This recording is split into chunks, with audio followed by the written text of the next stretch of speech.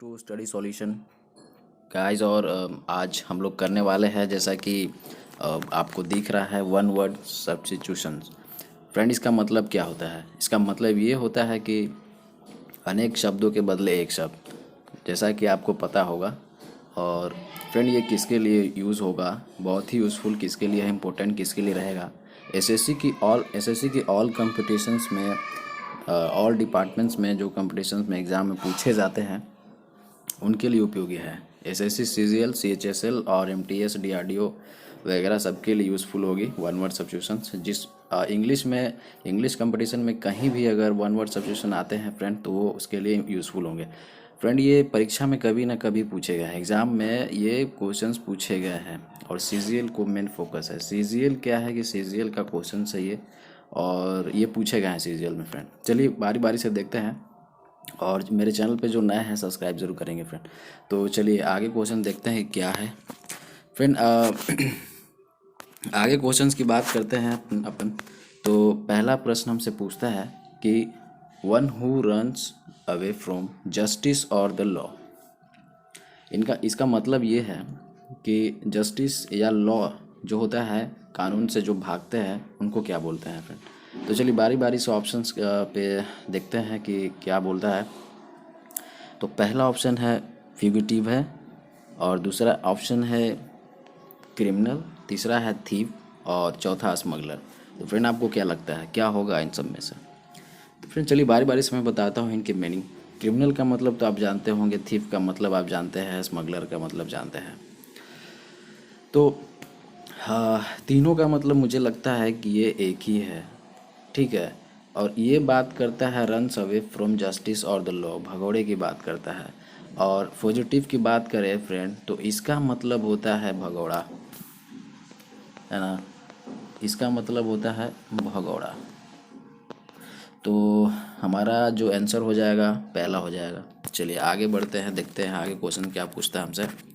तो दूसरा क्वेश्चन हमसे पूछता है कि one who is too careless to plan for the future.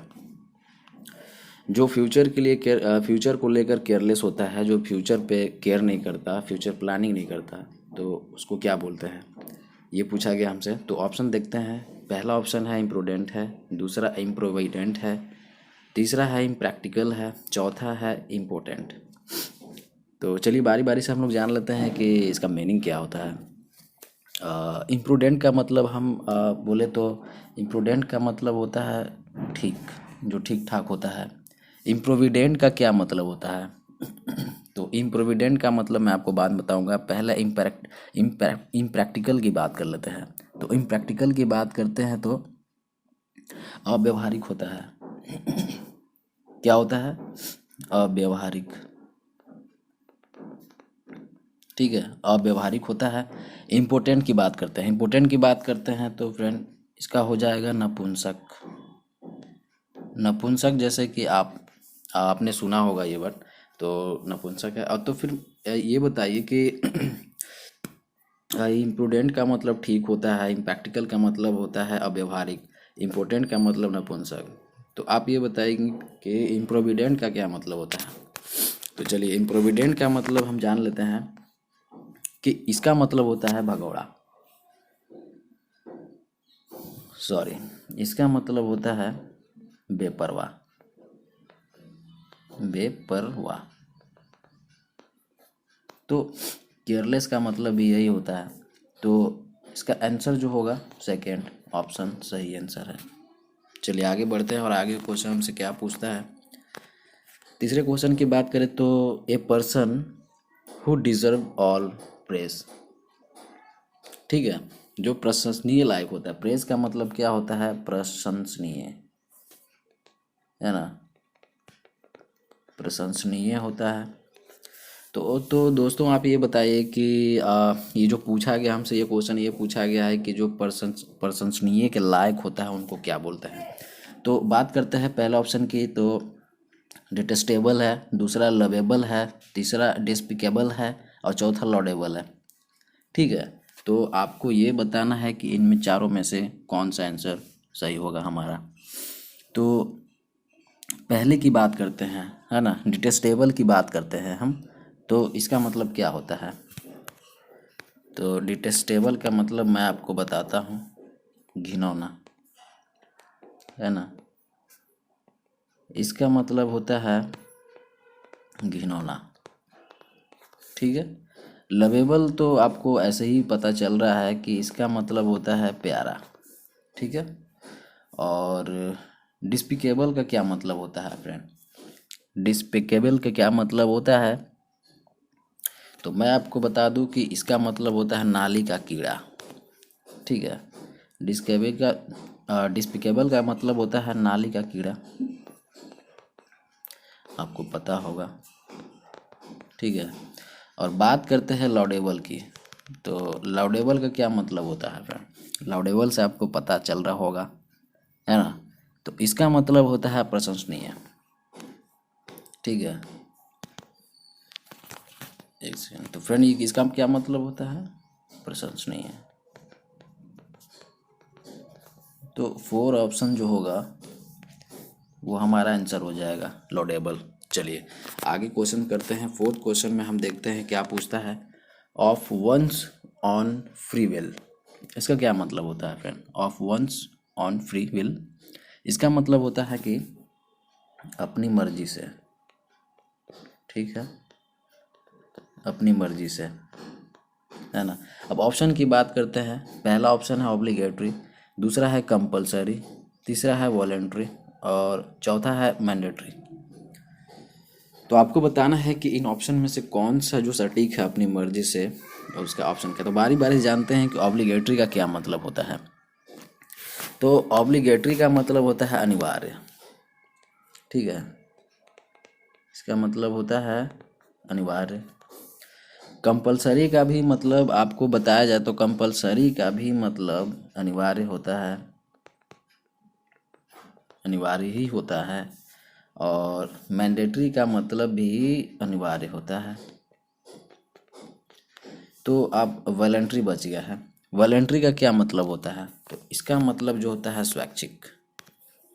Voluntary का क्या मतलब होता है? स्वैच्छिक, ठीक है। तो अपनी मर्जी से इसका मतलब हुआ स्वैच्छिक। तो ऑप्शन नंबर 3 जो हो जाएगा वो हमारा आंसर हो जाएगा। चलिए आगे बढ़ते हैं और 5th क्वेश्चन की ओर बढ़ते हैं। ये क्या पूछता है? 5th क्वेश्चन पूछता है कि स्टडी ऑफ एंशियंट थिंग्स, है ना, मतलब प्राचीन काल की जो चीज़ों की जो अध्ययन करता है उनको क्या बोलते हैं? या तो आपको पता होगा ये स्टडी ऑफ एंशियंट थिंग्स, प्राचीन काल की जो अध्ययन को क्या बोलते हैं। तो ऑप्शन हमारे पास क्या है? आर्कियोलॉजी है ना, एथनोलॉजी है ना, फिजियोलॉजी है और जूलॉजी है।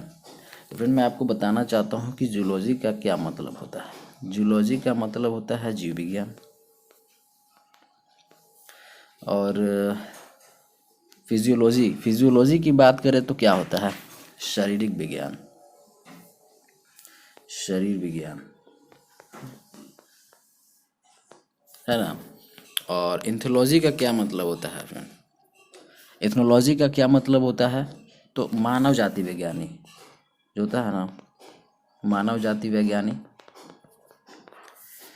जो मानव जाति का अध्ययन करता है। तो बच गया मेरे पास आर्कियोलॉजी। आर्कियोलॉजी का क्या मतलब होता है फ्रेंड? पुरातात्विक, है ना, पुरातात्विक। तो जो प्राचीन काल की चीज़ों का जो अध्ययन करता है ना उसको बोलते हैं आर्कियोलॉजी। तो पहला ऑप्शन सही है। चलिए 6th क्वेश्चन की बात करते हैं। हमसे क्या पूछता है? वन हु इज स्किलफुल, है ना। स्किलफुल क्या है? मतलब कि जो एक निपुण आदमी होता है, ठीक ना। तो निपुण आदमी होता है। तो 4 ऑप्शंस में दिए हुए हैं। तो आपको ये बताना है कि स्किलफुल का मतलब क्या है। तो पहला ऑप्शन है डिलीगेंट, दूसरा है डिफरेंट, तीसरा है डिसिप्लिन्ड और चौथा है डेक्सटेरस, है ना। तो 4 इन ऑप्शंस में में से आपको क्या लगता है फ्रेंड कौन सही होगा? तो चलिए मैं बारी बारी से आपको बताता हूँ कि इनका मतलब क्या है। तो डिलीगेंट का मतलब होता है, मैं आपको बता दूं कि डिलीगेंट का मतलब होता है मेहनती, है ना। डिफरेंट का मतलब होता है, आपको पता है कि विभिन्नता, है ना। डिसिप्लिन का क्या मतलब होता है फ्रेंड?